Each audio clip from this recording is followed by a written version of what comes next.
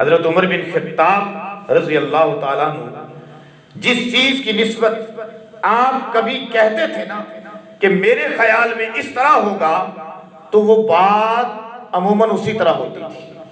حضرت عمر کا یہ وجدان تھا نا، آپ بڑے عبقری اور جینیس شخص تھے، جن کو رسول اللہ صلی اللہ علیہ وسلم نے بڑی بشارتیں سنائی، اور یہاں تک فرمایا کہ اگر میرے بعد کوئی نبی ہوتا تو عمر ہوتا، لو کان بعدی نبی لکان عمر بن الخطاب۔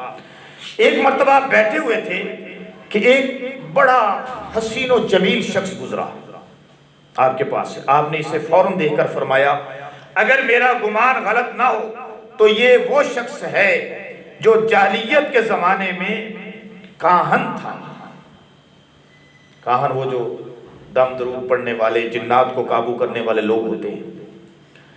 اور ذرا اس کو بلانا، اس کو بلایا گیا۔ جب وہ شخص آ گیا تو آپ نے اپنا خیال ظاہر کیا، تو وہ شخص کہنے لگا، جو کاہن تھا وہ کہنے لگا مسلمانوں میں اس ذہانت اور فطانت کا کوئی شخص آج تک میری نظر سے نہیں گزرا۔ حضرت عمر کے اس بیان کو کہ یار تو نے چہرے کو دیکھ کر بوجھ لیا کہ میں اپنے دور کا کاہن تھا۔ اس میں باتیں تو اور بڑی ذہن میں آ رہی ہیں، لیکن وہ میں پھر ادھر نکل جاؤں گا، وقت ہو رہا ہے۔ حضرت عمر رضی اللہ تعالیٰ نے فرمایا اب میں تجھ سے کہتا ہوں، یعنی آپ اس سے ایک سوال کرنا چاہتا ہوں کہ تو اپنی کوئی صحیح اور سچی خبر سنا۔ اس نے کہا بہت اچھا، سنیے۔ اور پھر حضرت عمر رضی اللہ تعالیٰ عنہ سے اس نے اپنے ایمان لانے کا واقعہ سنایا۔ حضرت عمر نے ان سے کہا سواد اپنے اسلام کی ابتدائی قصہ کو سناؤ ذرا۔ اس کا نام تھا سواد، سین واو الف دال۔ آپ نے فرمایا، وہ شخص کہنے لگا ہاں سنیے۔ کہنے لگا کہ میں ہند گیا ہوا تھا، بڑا عجیب واقعہ۔ کہنے لگا کہ میں ہند گیا ہوا تھا، میرا ساتھی جن ایک رات میرے پاس آیا۔ اور یہ واقعہ بڑا عجیب بھی ہے، اور میرے اور آپ کے نبی امام الانبیاء محمد الرسول اللہ صلی اللہ علیہ وسلم کی بعثت کی، رسالت کی، نبوت کی دلیل۔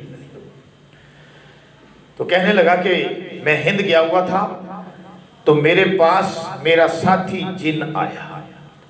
مکلات ہوتے تھے نا، مکلات جن ہی ہوتے ہیں نا، قابو کیے ہوتے تھے، ان کو خوش کرتے تھے، کسی طریقے سے اپنے ساتھ رکھے، اب بھی عام لوگ کرتے ہیں۔ خیر میں اس وقت سویا ہوا تھا، وہ کہتا ہے سواد بن اقرب کہتا ہے میں اس وقت سویا ہوا تھا، مجھے اس نے جگایا اور کہنے لگا اٹھ، اگر کچھ عقل اور ہوش ہے تو سن لے اور سمجھ لے اور سوچ لے کہ قبیلہ لوی بن غالب میں اللہ تعالیٰ کے رسول مبعوث ہو چکے ہیں۔ جن نے آ کر خبر دی، کہتا ہے مجھے کہ اٹھ، اگر تجھے کچھ ہوش عقل سمجھ ہے تو سن، غالب بن لوی حضور کا قبیلہ تھا نا پیچھے، غالب بن فہر بن لوی بن، وہ سارا شجرہ نسب پڑھیں تو آپ کے جد امجد میں یہ آتے ہیں نام۔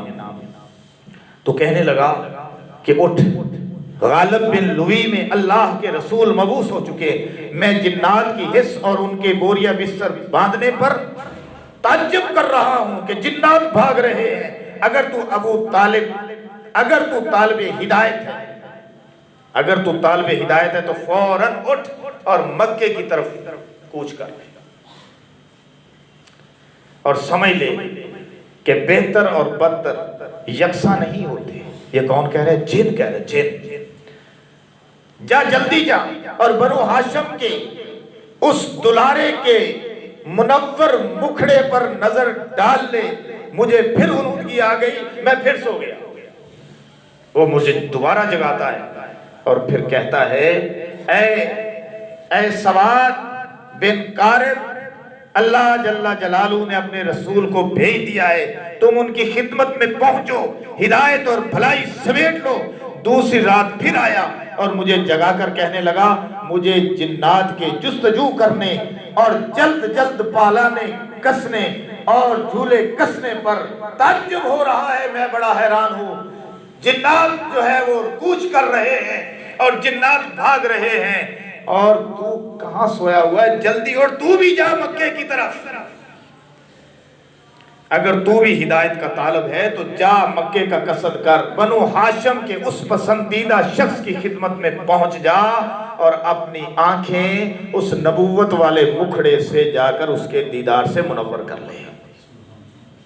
تیسری رات پھر آیا اور کہنے لگا مجھے جنات کے باخبر ہو جانے پر تعجب ہے، میں بڑا حیران ہوں، تو کیوں نہیں مان رہا میری بات؟ وہ سب طلبے ہدایت کے لیے کوچ کر رہے ہیں، برے کبھی بھلوں کی برابری نہیں کر سکتے۔ تو بھی اٹھ جا اور اس بنو ہاشم کے چنیدہ شخص کی طرف چل کھڑا ہو۔ مومن جنات کافروں کی طرح نہیں ہیں۔ یہ وہ جن ساری باتیں بتا رہے ہیں۔ 3 راتوں تک برابر یہی سنتے رہنے کے بعد میرے دل میں دفعتاً اسلام کا ولولہ جاگ اٹھا اور حضور کی وقت اور محبت سے میرا دل بھر گیا۔ میں نے اپنی سانڈنی پر کجاوا کسا اور بغیر کسی جگہ قیام کیے سیدھا رسول اللہ صلی اللہ علیہ وسلم کی خدمت اقدس میں حاضر ہو گیا۔ اور آپ اس وقت کہاں تھے؟ آپ اس وقت شہر مکہ میں تھے اور لوگ آپ کے پاس بیٹھے ہوئے تھے۔ کہتا ہے کہ پھر مجھے دیکھتے ہی یکبارگی اللہ کے پیغمبر نے فرمایا سواد بن کارب کو مرحبا ہو۔ یہ بات مزید حیران ہے۔ کہتا ہے جب میں حضور کی خدمت میں پہنچا تو حضور نے کیا کہا آگے سے؟ سواد بن کارب کو مرحبا ہو، سواد بن کارب کو مرحبا ہو، آؤ ہمیں معلوم ہے کیسے اور کس لیے اور کس کے کہنے اور سننے سے تم یہاں آ رہے ہو۔ سبحان اللہ سبحان اللہ۔ میں نے کہا حضور میں نے کچھ اشعار بھی کہے، اگر آپ اجازت دیں تو میں پیش کروں۔ آپ نے فرمایا سواد شوق سے۔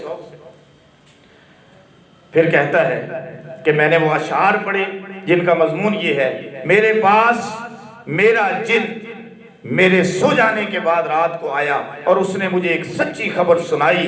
3 راتیں برابر وہ میرے پاس آتا رہا اور ہر رات کو کہتا رہا کہ لوئی بن غالب میں اللہ کے رسول مبعوث ہو چکے، لوئی بن غالب میں اللہ کے رسول مبعوث ہو چکے، لوئی بن غالب میں اللہ کے رسول مبعوث ہو چکے۔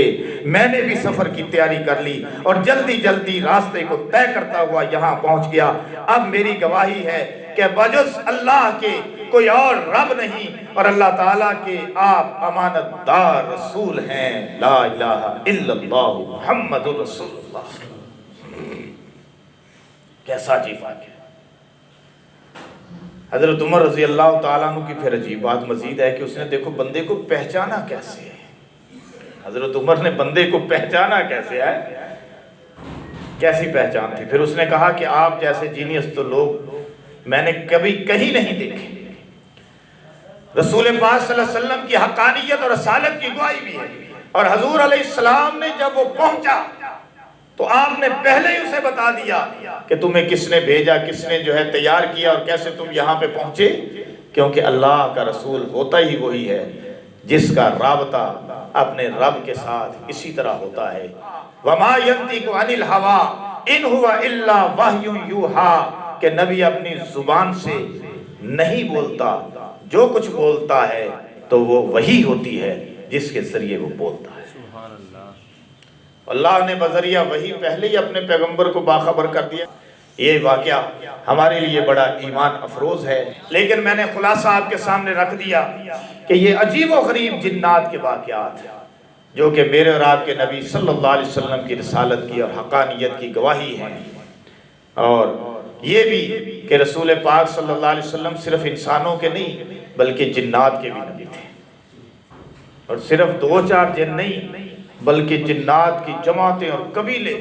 اب میں کہہ سکتا ہوں کہ لاکھوں کروڑوں انسان جس طرح مسلمان ہیں اسی طرح لاکھوں کروڑوں جن بھی مسلمان ہیں۔